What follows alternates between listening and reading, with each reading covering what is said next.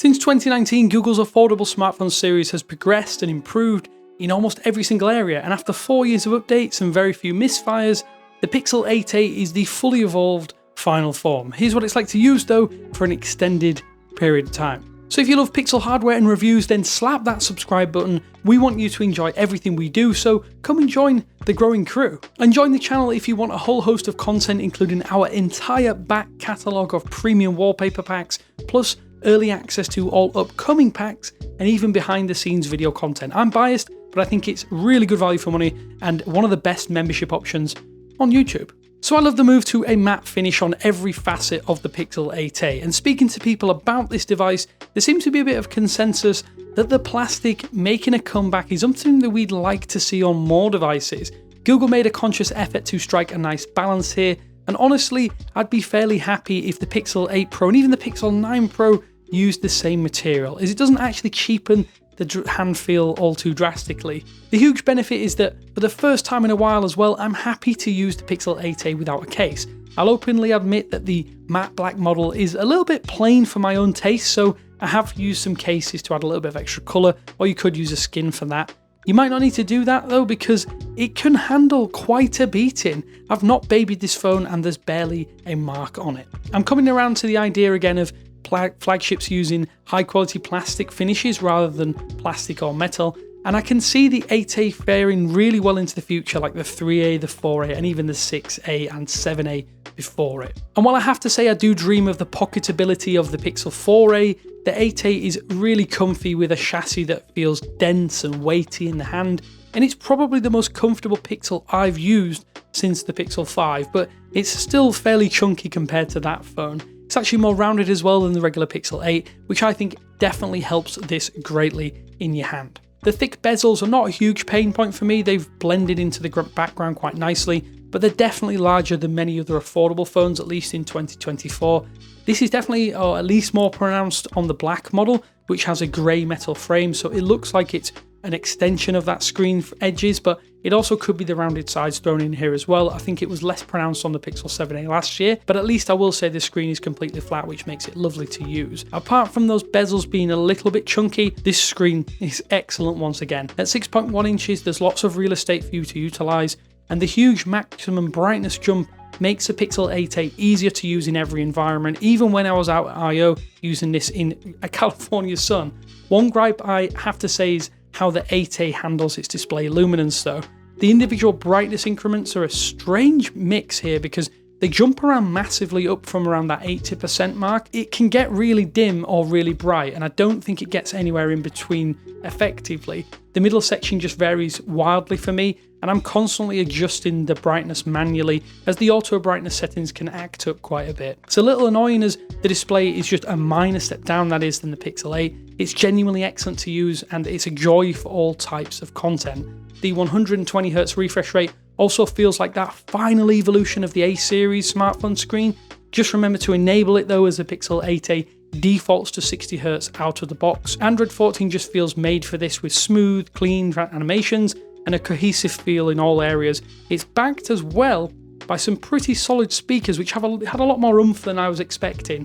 Things like music, podcasts and movies, they sound great, but I'd still use headphones if you want the best audio experience. That's just my 2 cents. So last off the list of neat stuff that I've noticed with the hardware is the haptics, which I think have improved a little bit here over the 7a. There's a really nice thud when typing or tapping.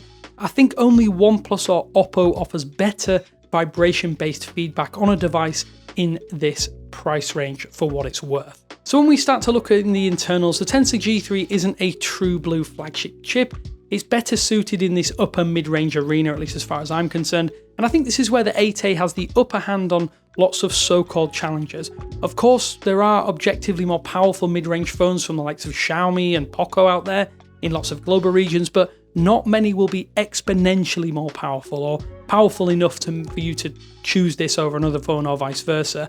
I haven't specifically noticed any outright throttling, although I am aware this could be a problem for some people, but occasionally I did notice some random warm phases.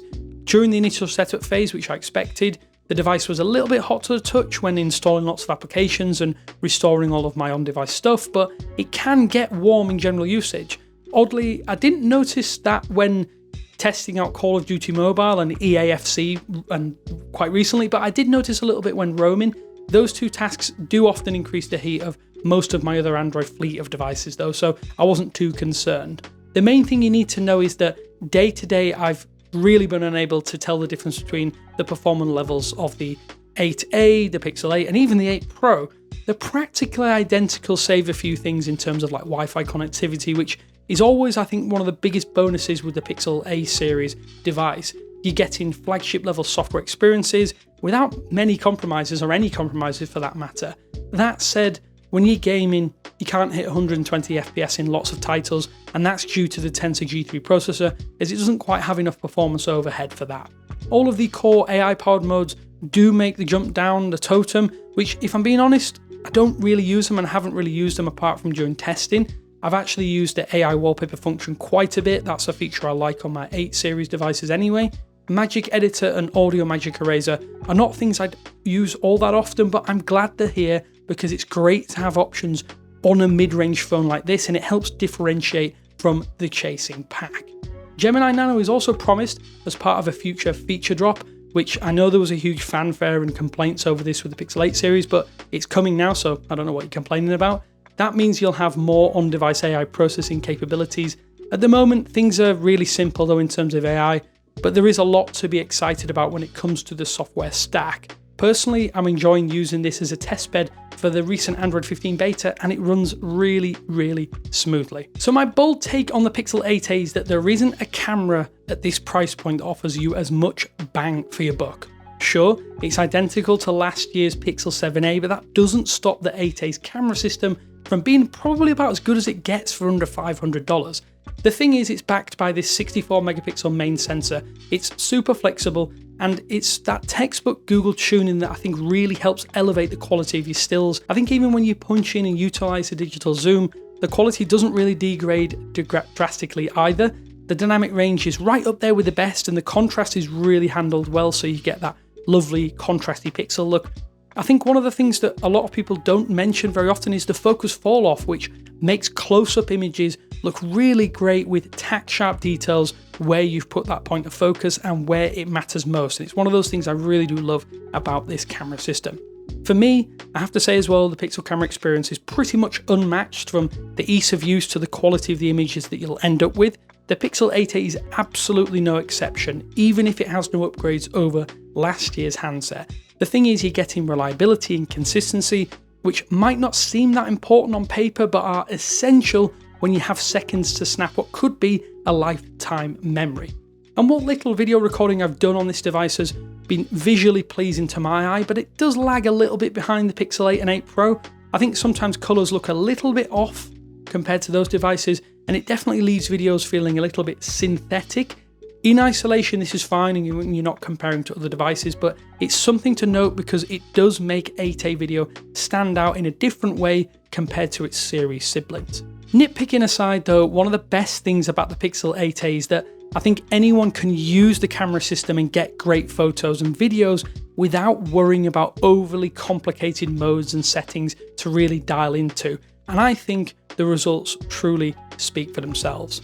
At no stage of this month living with the Pixel 8a as my main device have I felt disappointed or frustrated by how long it lasts. Even with some heavy GPS use while travelling, the battery percentage doesn't really drop like a stone like it may have done on previous Pixels. I've been a little annoyed at the slow charging speed though, that's one thing that I have been frustrated with. I have zero qualms with the wireless charging at 7.5 watts, that's absolutely fine because it means that there's going to be less heat and less battery stress over the long term.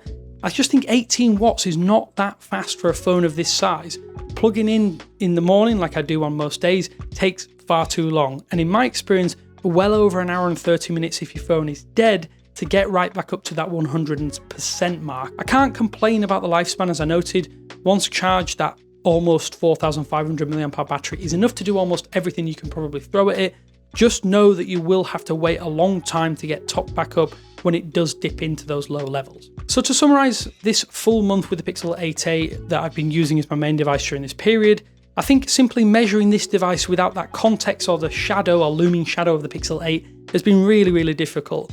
Kudos to Google for constantly improving the A series, they've done that very, very well over the past few years, but all of the incremental improvements now make this feel more like a fringe device sitting on the shoulders of the regular Pixel flagship lineup, and this is the first time that the A series has felt slightly out of place because of those improvements. It's far from a bad product. In fact, it's the best A series phone due to those improvements in several key areas. Last year though, given the existence of the regular Pixel 7, I had similar mixed thoughts about the Pixel 7a. I think in isolation, this is a great buy, but the most obvious pain point is that getting closer to the base model in the flagship lineup, as an A series fan as I am, I'm sorry to say, but the 8A feels really pointless. There could be an argument that it will be the perfect entry-level handset to buy because the 8A will likely hang around for a little while longer when the Pixel 9 series arrives, but putting that future aside for a second, the Pixel 8A is a fine phone, a good phone that feels like it came out at the wrong time, and as the price drops, it'll become a better buy, something that can't always be said of Android phones in general. Because it's supported for a long time, it's a better buy the cheaper it gets, is what I'm trying to say. Ordinarily, I would actually keep my SIM in the latest A series phone until the next flagship Pixel series release, but for the first time in a few years, that actually isn't going to be the case. Is that an indictment of the Pixel 8a? I'm not 100% sure, but I'm not as confident that fans should buy this version for the first time in a while unless you can score a substantial discount on its $499 launch price. I want to ask you though, have you picked up the 8A, or do you, like me, think the Pixel 8 is just a little bit better for a few $100s more, or even less with discounts? What do you think? Let me know in the comment sections below, and thank you to our legendary channel members on screen now, you're real G's. Until next time, thanks for watching this long-term look at the Pixel 8A, and I will speak to you later.